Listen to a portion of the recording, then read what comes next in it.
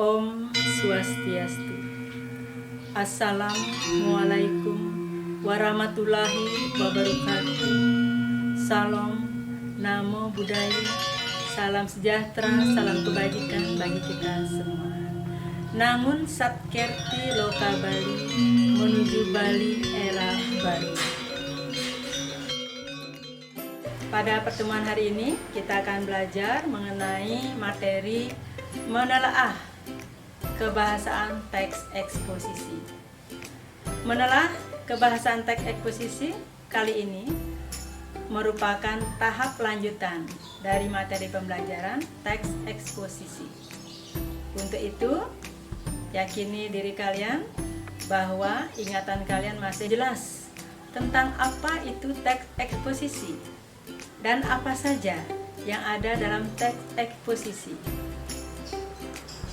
Sebelumnya, tentu kalian sudah belajar mengumpulkan beberapa gagasan, kemudian beberapa alasan yang kalian rangkai menjadi sebuah teks eksposisi. Nah, lebih lanjut kita akan kembali ke topik inti, yaitu menelaah kebahasaan teks eksposisi. Anak-anakku, unsur-unsur kebahasaan yang membangun teks eksposisi antara lain, yang pertama istilah, yang kedua pronomina, yang ketiga leksikal, kemudian yang terakhir konjungsi.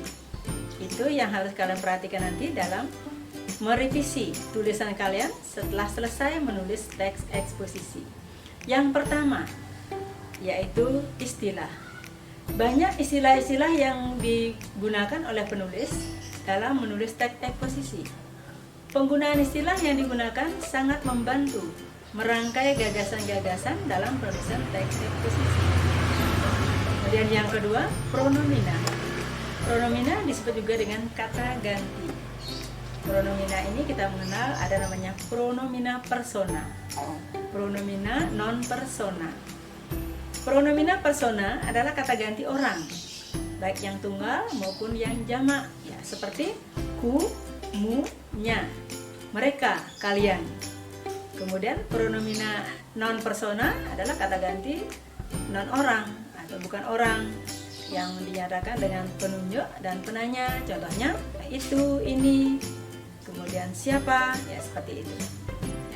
Kemudian unsur kebahasaan yang ketiga adalah leksikal. Leksikal ini berhubungan dengan kata atau kosakata. Dengan demikian, makna leksikal itu berhubungan dengan makna kata. Dalam hal ini mencakup nanti nomina atau kata benda. Dalam penulisan sebuah kalimat, di mana kata benda ini menduduki fungsi nanti sebagai subjek. Kemudian bentuk verba atau kata kerja. Nah, dalam bentuk kalimat nanti menduduki fungsi sebagai predikat. Kemudian adjektiva atau kata sifat yang menyatakan sifat, ya. Kemudian yang terakhir adalah adverbial atau keterangan, di mana ini memberikan informasi, di mana atau tempatnya atau waktunya kapan. Nah, seperti itu. Kemudian yang terakhir adalah unsur konjungsi. Konjungsi adalah kata penghubung. Dalam menulis sebuah tulisan, kalian tentu akan merangkai beberapa gagasan. Nah, untuk menyatukannya itu kalian membutuhkan beberapa kata hubung. Kata hubung yang sesuai membantu membuat paragraf yang akan susun itu menjadi utuh dan padu. Nah, dengan demikian, kalian bisa menulis teks eksposisi sesuai dengan harapan, yang sesuai dengan struktur dan kebahasaannya. Mudah-mudahan apa yang Ibu sampaikan hari ini bisa bermanfaat. Ya. Baiklah, untuk meningkatkan kemampuan kalian dalam menelaah kebahasaan teks eksposisi, kalian akan mengerjakan tugas-tugas yang berikut. Tugas pertama, kalian menemukan beberapa istilah berikut maknanya yang sudah dibuatkan dalam tabel. Kemudian yang kedua, kalian diminta untuk menemukan beberapa kata, apakah itu kata sifat, ya, kata kerja dan seterusnya. Kemudian yang ketiga adalah kalian mengubah bentuk kata tersebut sesuai dengan fungsinya.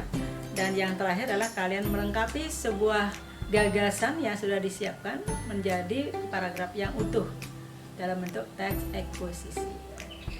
Demikianlah yang bisa saya sampaikan hari ini. Mudah-mudahan apa yang saya sampaikan ada manfaatnya.